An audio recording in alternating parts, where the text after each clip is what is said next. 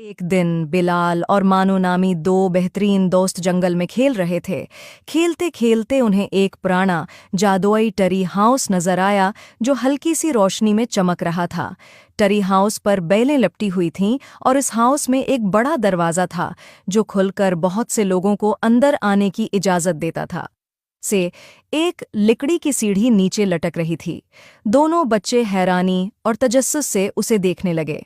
बिलाल और मानू ने हिम्मत करके लकड़ी की सीढ़ी पर चढ़ना शुरू किया और टरी हाउस के अंदर दाखिल हो गए।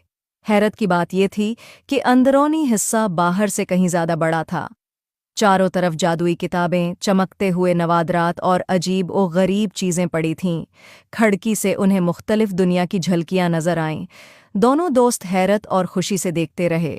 बिलाल ने एक किताब को हाथ लगाया और अचानक टरी हाउस हिलने लगा।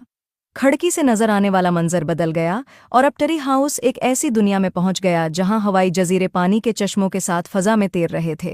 वहां रंग बरंगे परिंदे भी उड़ते हुए नजर आ रहे थे।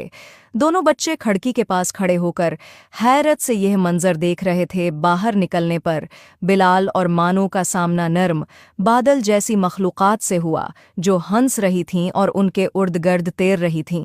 ये मखलूक़ात बहुत दोस्ताना थीं और उन्होंने बच्चों को एक जादुई हवाई दरिया की तरफ ले जाने का इशारा किया। बादल की मखलूक़ात ने बिलाल और मानो को एक बड़ी पत्ती से बने कश्ती में बैठने की दावत दी।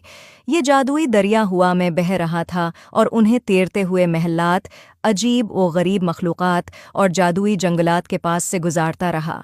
दोनों बच्चे हैरत और खुशी से कश्ती के सफ़र का लुत्फ़ उठाते रहे। कुछ देर बाद बिलाल और मानो जादुई टरी हो गई। हाउस के जरिए अपने पुराने जंगल में वापस आ गए। दोनों एक दूसरे की तरफ देखकर मुस्कुराए, ये जानते हुए कि वो जब चाहें अपनी जादुई दुनिया में